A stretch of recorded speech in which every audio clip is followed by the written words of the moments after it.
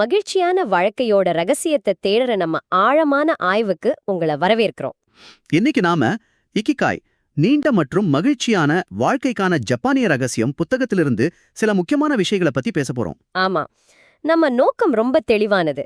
இந்த மன அழுத்தம், நம்ம வாழ்க்கை முறை, அப்புறம் நம்ம மனநிலை.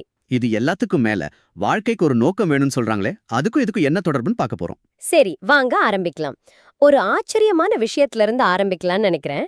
நம்ம மூளையில இருக்கிற நியூரான்கள் நம்ம 20 வயசுலயே வயசாக ஆரம்பிச்சிடுதுன்னு சொன்னா நம்புவீங்களா?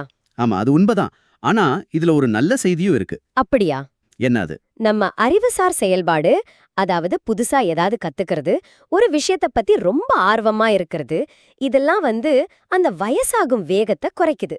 ஓ, அப்போ மூளைக்கு வேலை கொடுத்துக்கிட்டே இருக்கணும். கரெக்ட். புது சூழ்நிலைகளை சமாளிக்கிறது, ஒரு விளையாட்டு விளையாடுறது, மத்தவங்களோட பேசி பழகிறது, இதெல்லாம் மூளைக்கு நாம கொடுக்கிற ஒரு ஆன்டி ஏஜிங் ட்ரீட்மெண்ட் மாதிரி.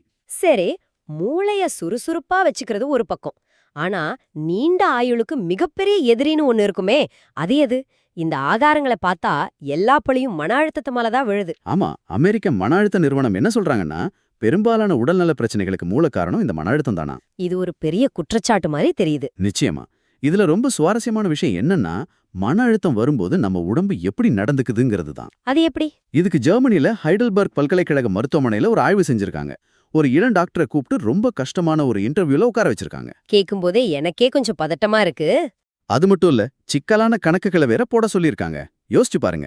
ஓ, அப்ப அவருக்கு நிச்சயம் மன அழுத்தம் உச்சத்துக்கு போயிருக்கும். உடம்புக்குள்ள என்ன நடந்துச்சு அதுதான் முக்கியம். அங்கதான் விஷயமே இருக்கு. அந்த மன அழுத்தமான நேரத்துல அவரோட உடம்புல இருக்கிற ஆன்டிபாடிகள், அதாவது நம்ம நோய் எதிர்ப்பு சக்தி வீரர்கள், உடம்புக்குள்ள ஏதோ வைரஸ் நுழைஞ்சா எப்படி சண்டை போடுவாங்களோ அப்படி சண்டை போட ஆரம்பிச்சிட்டாங்க. அடடா, அப்போ எதிரியே இல்லாம சண்டை போடுற மாதிரியா? சரியா சொன்னீங்க. இந்த செயல்முறை தீங்கு விளைவிக்கிற கிருமிகளை மட்டும் இல்லாம நம்ம ஆரோக்கியமான செல்களையும் சேர்த்து சேதப்படுத்துது. இதுதான் செல்கள் சீக்கிரமா வயசாகி போறதுக்கு காரணம். அப்போ நம்ம உடம்புக்கு ஒரு புலி துரத்துறதுக்கும் ஒரு அதிகாரி நம்மள கேள்வி கேட்கறதுக்கும் உள்ள வித்தியாசமே தெரியல. ரெண்டுமே அதுக்கு உயிருக்கு வந்த ஆபத்துலாம். ஆமா, இதே மாதிரி கலிபோர்னியா பல்கலைக்கழகத்திலும் ஒரு ஆய்வு செஞ்சிருக்காங்க இல்லையா? ஆமா, அத பத்தியும் படிச்சேன். நோயாளி குழந்தைங்கள பாத்துக்கிட்ட தாய்மார்களை பத்தின ஆய்வு தானே அது? அதேதான். அவங்க செல்களுக்குள்ள டெலோமியர்ஸ்னு ஒரு அமைப்பு இருக்கு. அதுதான் ஒரு செல்லோட ஆழ தீர்மானிக்குது. அந்த டெலோமியர்ஸ் ரொம்ப பலவீனமா இருந்திருக்கு.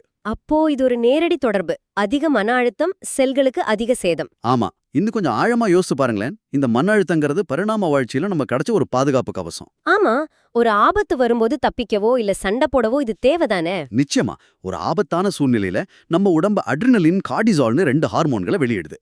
இது நம்மள தயார்படுத்துது. இது நம்ம உயிர் வாழ்றதுக்கு ரொம்ப அவசியமான ஒண்ணு. ஆனா இங்கதான் பெரிய பிரச்சனையே வருது. நம்ம முன்னோர்கள், அதாவது குகை மனிதர்கள், ஒரு புலியையோ இல்ல வேற ஏதாவது கொடிய விலங்கியோ பார்க்கும்போது மட்டும்தான் இந்த மன அழுத்தத்தை உணர்ந்தாங்க. ஆபத்து போனதும் அவங்க ரிலாக்ஸ் ஆயிடுவாங்க. ஆனா நம்ம நிலைமை தலைகீழ்.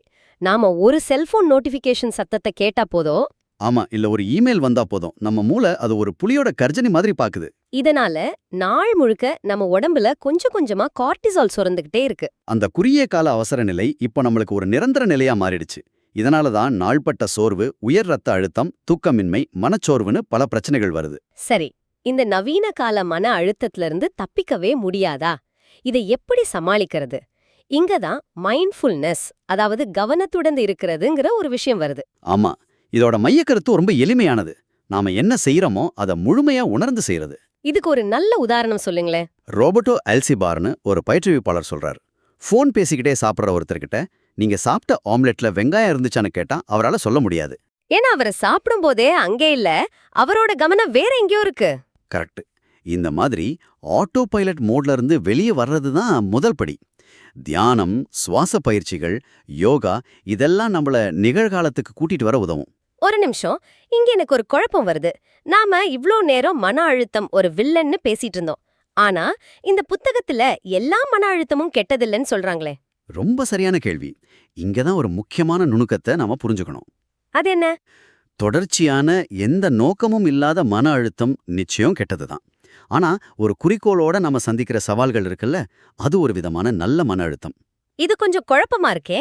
இத பத்தி கலிபோர்னியா பல்கலைக்கழகத்தை சேர்ந்த டாக்டர் ஹாவர்ட் எஸ் ஃப்ரீட்மன் ஒரு பெரிய ஆய்வு செஞ்சிருக்காரு. 20 வருஷத்துக்கும் மேல. ஓ, அந்த ஆய்வுல என்ன கண்டுபிடிச்சாங்க? ரிலாக்ஸா இருந்தவங்க அதிக நாள் வாழ்ந்தாங்களா? இல்ல, அங்கதான் ஒரு பெரிய ஆச்சரியம் காத்திருந்தது. யாரு தங்களுக்குன்னு சில சவால்களை வச்சுக்கிட்டு தங்க வேலையில முழு ஈடுபாட்டோட இருந்தாங்களோ அவங்க தான் நீண்ட காலம் வாழ்ந்திருக்காங்க. அப்படியா? ஓய்வா இருந்தவங்கள விடவா? ஆமா. ஏன்னா இந்த சின்ன சின்ன சவால்கள் அவங்கள ஆரோக்கியமான பழக்க வழக்கங்களை கடைபிடிக்க தூண்டியிருக்கு.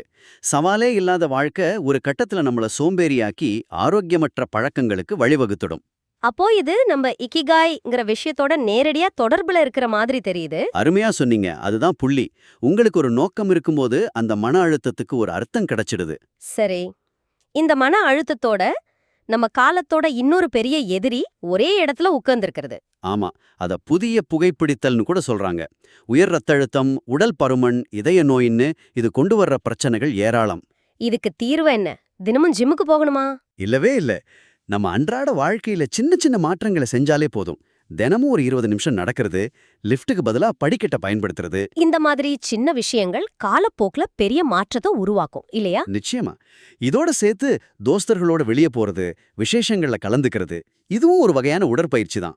சரி, உடற்பயிற்சி, மன அழுத்தம் இதெல்லாம் பார்த்தோம். ஆனா தூக்கம் அத பத்தி சொல்லும்போது மெலட்டோனின் ஒரு ஹார்மோன் பத்தி இந்த புத்தகத்துல குறிப்பிட்டிருக்காங்க. ஆமா. மெலட்டோனின் ஒரு அதிசய ஹார்மோன் தான். அது நம்ம நோய் எதிர்ப்பு சக்தியை பலப்படுத்துது, புற்றுநோய் வராம பாதுகாக்க உதவுது, இதய நோய்களோட அபாயத்தை குறைக்குது. ஆனா ஒரு பிரச்சனை இருக்குமே, வயசாக ஆக இதோட உற்பத்தி குறையும்னு சொல்றாங்களே. ஆமா. 30 வயசுக்கு மேல ஆக ஆக அதோட உற்பத்தி குறைய ஆரம்பிச்சிடும். அப்போ இதுக்கு என்னதான் தீர்வு? உதாரணத்துக்கு ராத்திரி தூங்க போறதுக்கு முன்னாடி ஃபோன் பார்க்கறது இந்த மெலட்டோனினை பாதிக்குமா? நல்ல கேள்வி. நிச்சயமா பாதிக்கும். ராத்திரியில செல்போன், டிவி திரையிலிருந்து வர்ற அந்த நீல நிற ஒளி மெலட்டோனின் உற்பத்தியை நேரடியா பாதிக்கும். அப்போ இயற்கையான வழிகள் என்ன? சமச்சீரான உணவு, காலையில மிதமான சூரிய ஒளி உடம்புல படுறது, மன அழுத்தம், ஆல்கஹால், புகையில இதையெல்லாம் தவிர்த்தாலே மெலட்டோனின் உற்பத்தி சீராக இருக்கும். நல்ல தூக்கங்கிறது வெறும் ஓய்வு மட்டும் இல்ல. அது ஒரு செல்லுலார் ரிப்பேர் வேலை மாதிரி. நம்ம உடம்பு தன்னைத்தானே பழுது பாத்துக்கிற நேரம் அது. சரியா சொன்னீங்க. அந்த நேரத்தை நாம கெடுக்க கூடாது. சரி, இதுவரைக்கும் நம்ம உடலையும் மனசையும் எப்படி பாத்துக்கிறதுன்னு பார்த்தோம். இது ஒரு வண்டியோட இன்ஜின் டயர் மாதிரி. ஆனா வண்டி ஓடுறதுக்கு எரிபொருள் வேணுமே. அந்த எரிபொருள் தான் வாழ்க்கையோட நோக்கம். ஆமா. இங்கதான் விக்டர் பிராங்கிள்ங்கிற மனநல மருத்துவர் லோடோ தெரப்பி பத்தி பேசுறார். ஒரு நோக்கம் இல்லாம இதெல்லாம் பண்றது கஷ்டம் தானே. மிக முக்கியமான ஒரு கட்டத்துக்கு வந்திருக்கோம். பிராங்கிள் தன்னோட நோயாளிகள் கிட்ட முதல் கேள்வியா என்ன கேட்பாரு தெரியுமா? என்ன கேப்பார்? நீங்க ஏன் இன்னும் தற்கொலை செஞ்சுக்கலன்னு கேட்பாராம். என்னது? இத கேக்குறதுக்கு ரொம்ப அதிர்ச்சியா இருக்கே. ஆமா. ஆனா அதோட நோக்கம் வேற. அவங்க வாழ்க்கையில இன்னும் புடிச்சு வச்சிருக்கிற அந்த சின்ன காரணம் என்னன்னு கண்டுபிடிக்கிறது தான் அதோட நோக்கம். வாழ ஒரு காரணத்தை கண்டுபிடிக்கிறது தான் லோகோதெரபியோட அடிப்படை. இது கடந்த காலத்தை நோண்டி பார்க்காம எதிர்காலத்தை நோக்கி பார்க்க வைக்குது. ஆமா.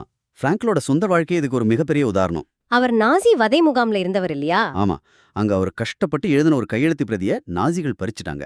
அந்த நரகத்துல எல்லாத்தையும் எழுந்து நின்ன அவருக்கு அந்த கையெழுத்து பிரதியை எப்படியாவது திரும்பவும் எழுதணுங்கிற அந்த ஒரே ஒரு தாகம்தான் அவருக்கு வாழ ஒரு நோக்கத்தை கொடுத்தது. ஆமா. அந்த நோக்கம் அவரை உடையுடச்சிருந்தது. அவர் தன்னோட நோயாளிகளுக்கும் இதே வழியை தான் காட்டினார். அதுக்கு ஏதாவது உதாரணம் இருக்கா? இருக்கு. ஒரு வயசான டாக்டர் தன்னோட மனைவியை இழந்த துக்கத்திலிருந்து மீள முடியாம தீவிர மன அழுத்தத்துல இருந்தார். அவர்கிட்ட பிராங்கிள் கேட்டார், ஒருவேளை நீங்க முதல்ல இறந்திருந்தா உங்க மனைவி எவ்வளவு கஷ்டப்பட்டிருப்பாங்கன்னு. அதுக்கு அந்த டாக்டர், ஆமா, அது அவளுக்கு மிக கொடுமையா இருந்திருக்கும்னு சொன்னார். அப்போ பிராங்கிள் சொன்னார், பாத்தீங்களா, நீங்க அவளை அந்த துன்பத்திலிருந்து காப்பாத்திட்டீங்க. அதுக்காக நீங்க கொடுக்க வேண்டிய விலைதான் அவளை நினைச்சு அவளுக்காக வாழ்றது. ஆஹா, அந்த ஒரு நொடியில அந்த டாக்டரோட வலிக்கு ஒரு அர்த்தம் கிடைச்சது. அவரோட துக்கம் ஒரு தியாகமா மாறுச்சு. ஆமா. வலிய நீக்கிறது நோக்கம் இல்ல, வலிக்கு ஒரு அர்த்தத்தை கண்டுபிடிக்கிறது தான் நோக்கம். இது ஒரு ஆழமான பார்வை மாற்றம். இதே மாதிரி ஜப்பான்லயும் ஒரு சிகிச்சை முறை இருக்குன்னு சொல்றாங்க, மொரிட்டா தெரப்பின்னு. ஆமா. மொரிடா தெரப்பியோட அணுகுமுறை இன்னும் சுவாரஸ்யமானது. அது நம்ம உணர்ச்சிகளை கட்டுப்படுத்தவே சொல்லாது. அப்போ என்ன சொல்லும்? அதை அப்படியே ஏத்துக்க சொல்லும். உங்க உணர்வுகள் வானிலை மாதிரி. அதை உங்களால கட்டுப்படுத்த முடியாது, கவனிக்க மட்டும்தான் முடியும். அதாவது மழையோட சண்டை போடாம கொடை எடுத்துட்டு போற மாதிரி. கரெக்டா சொன்னீங்க. அது மாதிரி தான் நம்ம உணர்வுகளும். அப்போ தீர்வு என்ன? சோகமா இருந்தா சோகமாவே இருந்துட வேண்டியதுதானா? இல்ல. அங்கதான் மொரிடா தெரப்பியோட புரட்சிகரமான யோசனை வருது. உங்க உணர்வுகள் எப்படி இருந்தாலும் நீங்க செய்ய வேண்டிய வேலையை செய்யுங்கன்னு சொல்லுது. ஓ, உங்க நோக்கம் தான் உங்க செயல்களை தீர்மானிக்கணும், உங்க தற்காலிக உணர்ச்சிகள் இல்ல. அதேதான். மொரிடா தெரப்பியோட 3 முக்கிய கொள்கைகள். 1, உங்க உணர்வுகளை ஏத்துக்கோங்க. 2, நீங்க இப்போ என்ன செய்யணுமோ அதை செய்யுங்க. 3, உங்க வாழ்க்கையோட நோக்கத்தை, அதாவது உங்க இகிகாயை கண்டுபிடிங்க. எதிர்மறை உணர்வுகளோட போராடக்கூடாதுன்னு சொல்றாங்க. ஆமாம். அப்படி போராடுறது ஒரு கழுதை தன்னைத்தானே கயிற்றால இறுக்கிக்கிற மாதிரி. நீங்க எவ்வளோ போராடுறீங்களோ அவ்வளோ இறுக்கமாகும்னு மொரிடா சொல்றார். அப்படியானால் இந்த நீண்ட உரையாடல்ல இருந்து நாம எடுத்துக்க வேண்டிய முக்கியமான விஷயங்கள் என்ன? நீண்ட மகிழ்ச்சியான வாழ்க்கைக்கு நாள்பட்ட மன அழுத்தத்தை குறைச்சு சுறுசுறுப்பா இருந்து ஒரு நல்ல மனநிலைய வளர்த்துக்கணும். ஆனா இது மட்டும் போதாது. இதெல்லாத்துக்கும் மேல வாழ்க்கைக்கு ஒரு நோக்கத்தை கண்டுபிடிக்கணும். தத்துவஞானி நீச்சு சொன்ன மாதிரி ஆமா, வாழ்வதற்கு ஒரு ஏன் வைத்திருப்பவனால் எந்த எப்படியையும் தாங்கிக் கொள்ள முடியும். உங்க ஈக்கிக்காய், அதாவது அந்த ஏன் என்ன நீங்க கண்டுபிடிக்கிறது தான் உங்களை முன்னாடி தள்ளிட்டு போற மிகப்பெரிய சக்தி. அந்த ஏன் எதுவே வேணா இருக்கலாம். வேலையா, குடும்பமா, ஒரு கலையா, இல்ல சேவையா கூட இருக்கலாம். நிச்சயமா. இந்த உரையாடலுக்கு பிறகு எனக்கும் சரி, நம்மை கேட்டுக்கிட்டு இருக்கிற உங்களுக்கும் சரி, ஒரு முக்கியமான கேள்வி எழுகிறது. விக்டர் பிராங்கல் கேட்டது போலவே நாமளும் நம்மள கேட்டுக்கலாம்.